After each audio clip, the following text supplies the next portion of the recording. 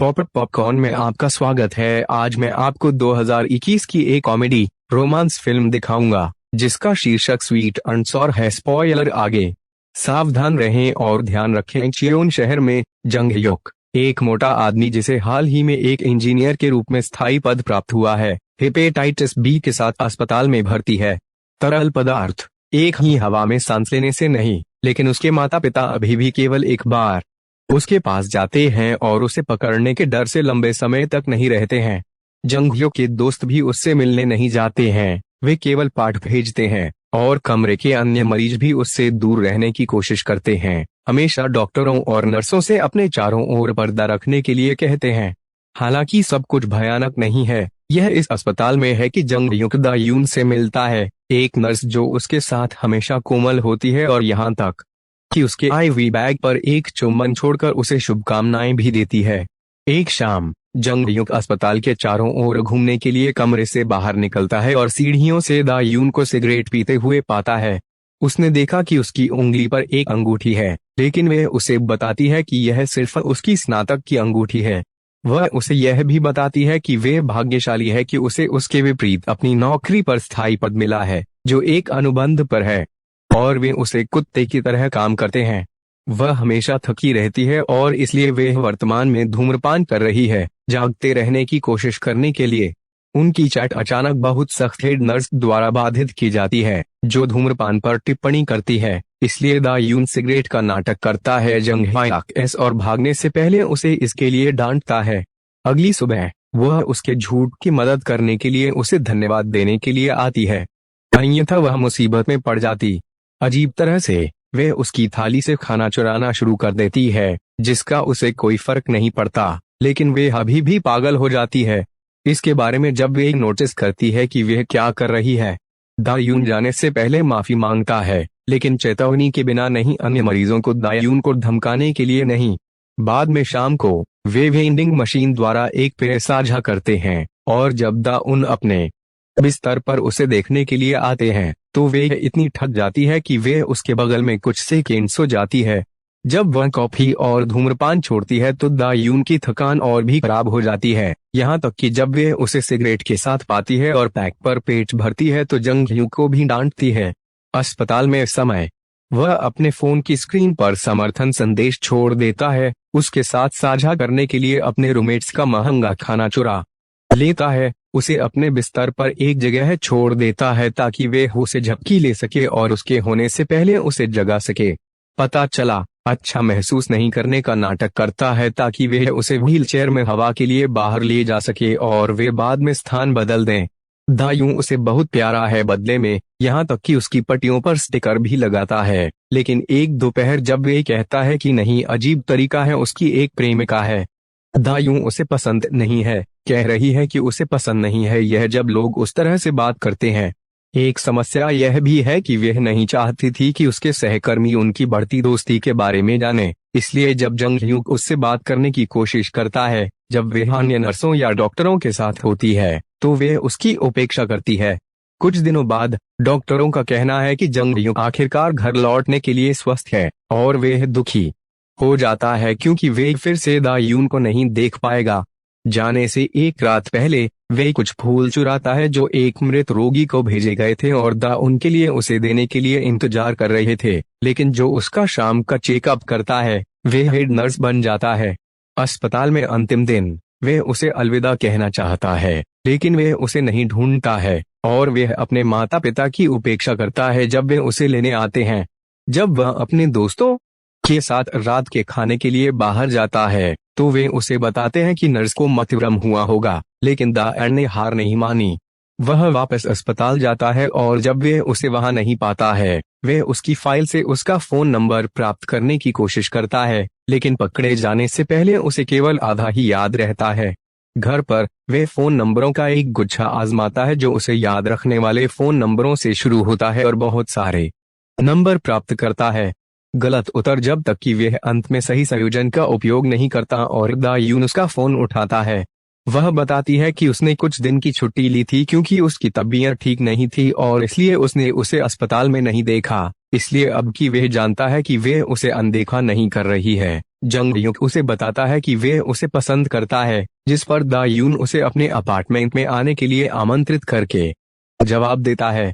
अपने पिता की कार चलाकर जंग युक जल्दी से आता है उसके स्थान पर और उनके बीच एक बहुत ही अजीब बातचीत होती है। इससे पहले कि दाएन उसे रात में रहने के लिए आमंत्रित करता है क्योंकि वे अकेला महसूस करती है। गले लगाते हुए सो जाओ, और सुबह में वह जागती है कि जंग युक ने एक लाइट बल्ब बदल दिया है और नाश्ता तैयार किया है।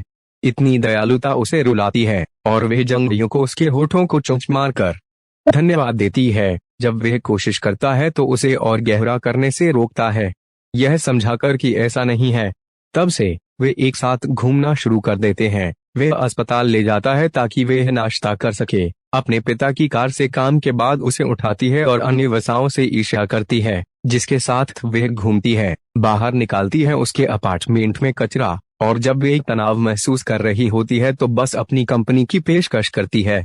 एक दिन दोपहर के भोजन के दौरान वह यह देखने में मदद नहीं कर सकता कि वह अपनी अंगूठी खो रही है, लेकिन वे कहती है कि उसने इसे खो दिया है।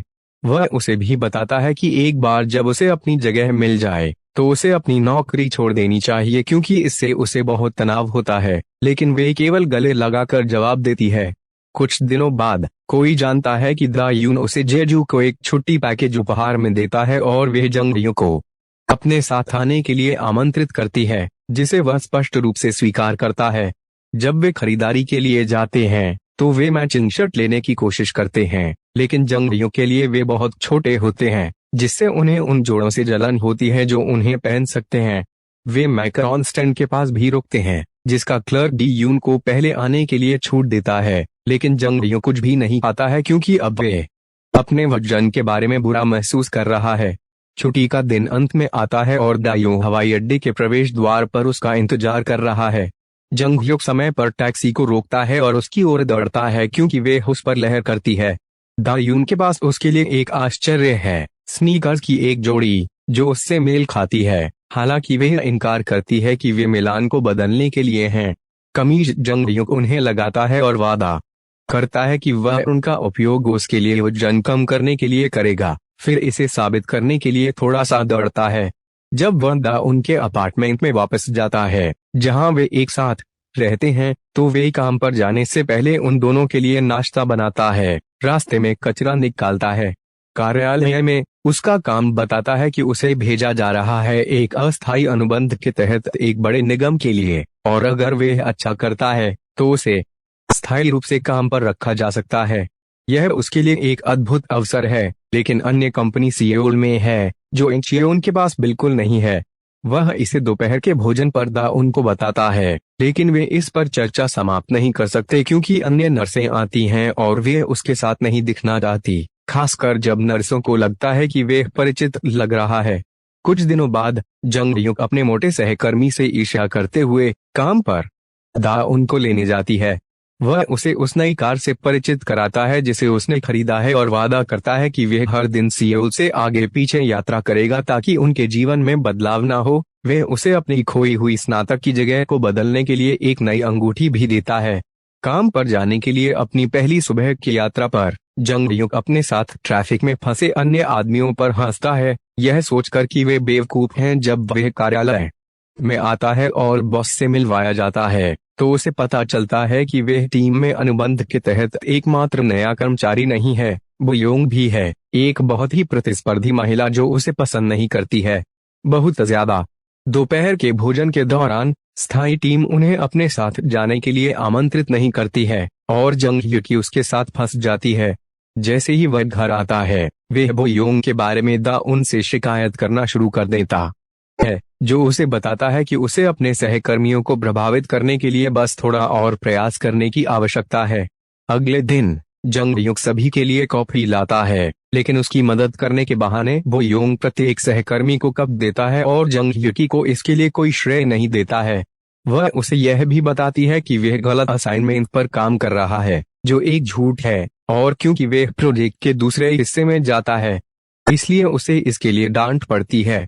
उस रात बाद में वह उसके बारे में फिर से दाउन से शिकायत करता है, ना कि उसे अपने दिन के बारे में बताने देता है और उसे जेजू की अपनी आगामी यात्रा के लिए सभी योजनाएं बनाने के लिए कहता है।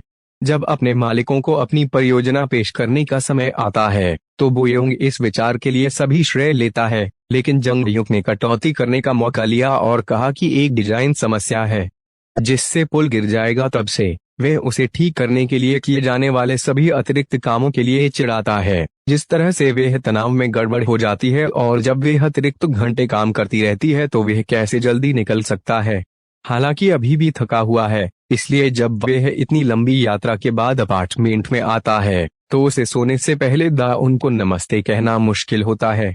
अगली सुबह वह उसे नहीं देख पाता क्योंकि वह उसके जाने से पहले चली जाती है, इसलिए बाद में फोन पर वे सहमत होते हैं कि आना जाना तनावपूर्ण और जटिल है। इसलिए अब से यदि वह देर से काम छोड़ता है, जंग युक उस स्थान पर रहेगा जहां वह सियोल में किराए पर ले रहा है और केवल सप्ताहांत के दौरान ही वापस यात्रा करेगा। बोयोंग हर दिन एक बड़ा गड़बड़ हो जाता है। वह रात भर कार्यालय में रहती है, काम के घंटों के दौरान सोती रहती है, अधिक आती है और चूंकि वे धो नहीं सकती है, उसके कपड़ों पर बहुत सारे दाग हैं, उसके बाल उखड़ गए हैं और उससे बदबू आ रही है। उसे काम पर इतना कुछ नहीं खाना चाहिए। बोयोंग का अंततः ब्रेकडाउन होता है और प्राणी रोते हुए समझाते हैं कि वह जागती रहने के लिए खाती है क्योंकि उसे वह काम पूरा करना होगा जिसे उसने उसके लिए बर्बाद कर दिया था। जंगह्यो को उसके लिए दया आने लगती है, इसलिए वह रात रुकने का फैसला करता है और परियोजना को पूरा करने में उसकी मदद करता है। दायून के ग्रंथों पर ध्यान न देते हुए उससे पूछता है कि क्या वे अभी भी कला रहा है।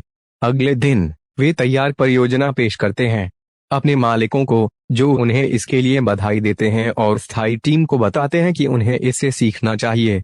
काम के बाद वे जश्न मनाने के लिए एक रेस्तरां में जाते हैं जहां जंग युकी अपने घायल जिगर के कारण पीने से बचते हैं।